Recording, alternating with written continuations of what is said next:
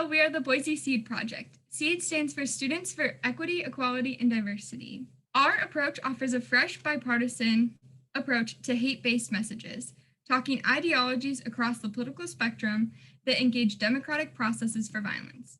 Our project provides high school teachers an innovating way to promote accountability culture, the idea that students do not isolate those whom they disagree with, but rather engage by encouraging a self-acceptance and belonging by the involvement in a student-led S.E.E.D club, that teachers can easily stand up in their buildings across the country. Rather than placing more responsibility and pressure on already overworked teachers, we provide easy cues and responses to combat the issues of students entering the rabbit hole of hate-based violence. Polarization has created the conditions where cancel culture dominates and tolerance remains inaccessible.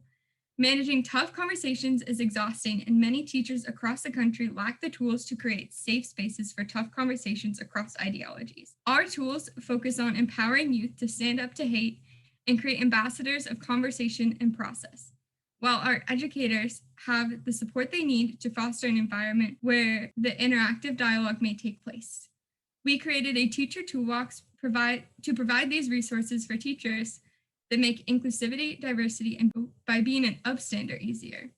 What follows is some highlights from our project. So our project specifically is targeting that root where hate-based violence sort of starts its domino effect. Our target audience, as I said, is 14 to 18-year-olds, specifically youth with low confidence, and part of cancel culture, which we're seeing in high schools across the country, is contributing to this issue by presenting either perceived isolation or actual isolation, which pushes this youth with already low confidence into an isolated state, looking into havens online that are basically preyed upon and radicalized into these hate-based movements. So our main goals are to remove the burden from educator with preparing them on how to deal with hate when they see it developing at the root. So sustainably turning schools into barriers against hate in our community, providing teachers with the resources that they need so that they can both provide higher rates of diversity in their classrooms, preventing prejudice from developing, and then supporting youth in a peer-to-peer way to help fellow students avoid the hate-based rabbit hole, as Liz mentioned. That's really what we're seeing with hate-based violence. It's a basically just a whirlpool rabbit hole that kids fall into. So we're trying to prevent that from happening in the first place. And then it also emphasizes confidence building via student clubs that we have been starting at different high schools, namely Boise High, and ensuring that people don't feel so alienated that they're going into these extremist places in the first place. Hi, everybody. I'm Abby, and I'm about to explain some of the research and rationale behind our project. The second person that was able to primarily inform our project was Dr. Dan Prinsing. He is the chair of the Willamette Human Rights Center, and also the director for the Anne Frank Memorial here in Boise. And he's done a fairly significant amount of research in topics pertaining to our project. With his help, we were actually able to refine our target audience.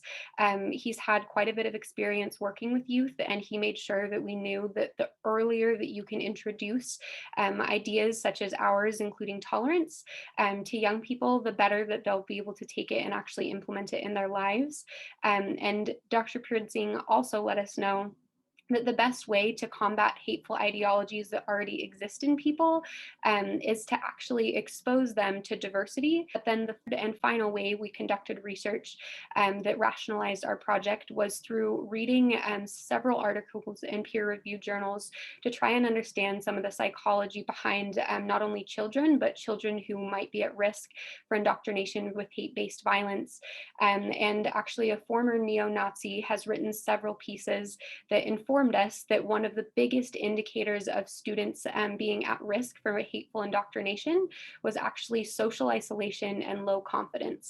Some of the tactics that we used to further our project were all informed by the research that we conducted early on in our project.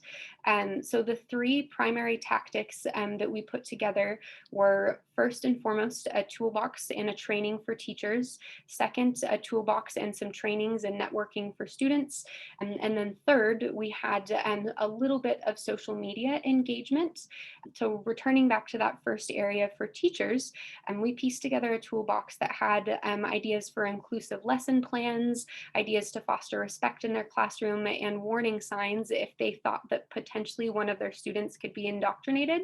And then we also provided some activities that teachers could conduct in their classrooms if they thought that there was a spirit of hate beginning to be fostered in their classroom. On top of that toolbox, we actually presented this to nearly 50 local educators on a conference that we held, where we informed teachers about our project and some ways that they could implement it into their classroom. In addition, we had our student toolbox, which we provided to some student seed clubs that we started in high schools across the Pacific Northwest. We now have student seed clubs in Idaho, Oregon, and California. And these student-led seed clubs are helping to try and empower their school and empower confidence in their peers and empower confidence in their peers. So it will make them less at risk for being indoctrinated by hateful ideologies. After talking to students, we learned that cancel culture and just completely shutting students out who disagreed is something that's starting to be really prevalent and really detrimental in high schools. And we help students be able to change this cancel culture into an accountability culture using the toolbox that we provided them. And then the final tactic was direct engagement through social media to try and combat hateful ideologies online. As far as strengths for the project goes, we decided to take a root level approach. So rather than trying to tackle adults who already have these hateful ideologies, we wanted to start at the source and where people are the most susceptible to changing their minds. So that's why our project actually focused on schools.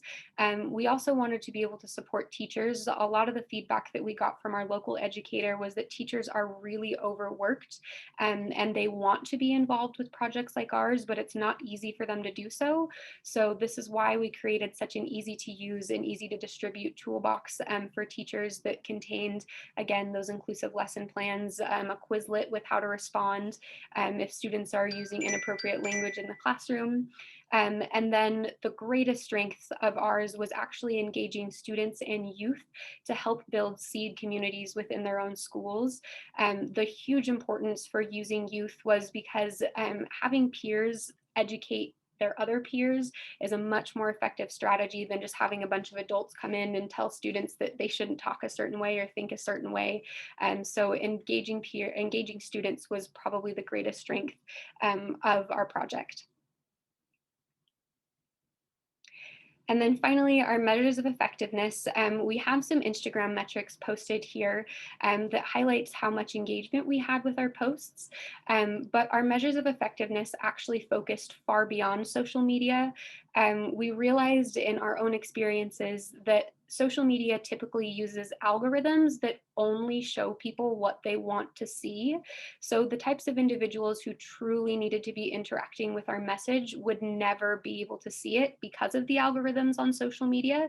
So rather than spending a ton of time on social media, we decided to actually have events and other things that were a little bit more effective.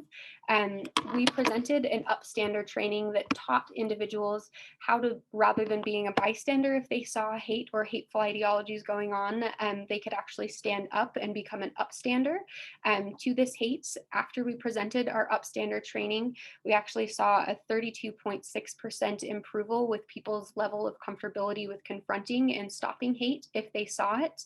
And at the training that we held for teachers, we actually had almost 50 local educators who attended and were actually receiving our toolbox to be used in their classrooms. So with any project, of course, we had some opportunities to improve. So as we saw with our social media page, although we reached a pretty fair amount of people, considering we only had a few months to run our social media, our main target audience, the algorithm does steer people in certain directions. So I think potentially something that we could try is going on different platforms that are more prevalent, ideological, like think tank spaces, where a lot of the hate-based rhetoric begins. and maybe infiltrating it in a peer-to-peer manner and giving education, and just more people to diversity and preventing those misplaced prejudices. And as my colleague stated, the more people are exposed to diversity and the more people are exposed to different ideologies, the more difficult it becomes to justify having prejudices. So that's a way we can improve is continue social media, but learn how to work the algorithm in our favor and just the bandwidth to stand up to new student groups and connect with teachers. Continuing that in the Pacific Northwest will be very helpful. I would like to talk about our opportunities to sustain and scale. As we created this project, we wanted everything to be able to be passed on and be able to continue to grow. We knew our time with the project was limited, but our project did not have to be limited. We really focused on creating a toolbox that could be added to and contributed to by teachers and by students for as long as they wanted to keep it going. So as long as people are still accessing and adding to those drives, they will continue to go on. We also have the student clubs in Idaho, Oregon, and California, and they are given each other's contact information so that they can contact each other and bounce off ideas. They can continue to communicate any problems that they may have and just continue that collaboration through various different schools in order to create a community and a space where they can have diversity and lots of different ideas and thoughts into their conversations that need to be had. We already have student leaders ready to take on our club at Boise High for the next year. So we hope that they can continue to find leadership and continue their program. We also created merchandise with our logo, which will outlast and have conversations every time a student wears the sweatshirt, someone sees the sticker, or someone sees the poster on a teacher's wall. They can ask them, what is Boise S.E.E.D? And it will start a conversation about our project and kind of revive it and make people think about it once again. Thank you all for listening to our presentation. We really appreciate it.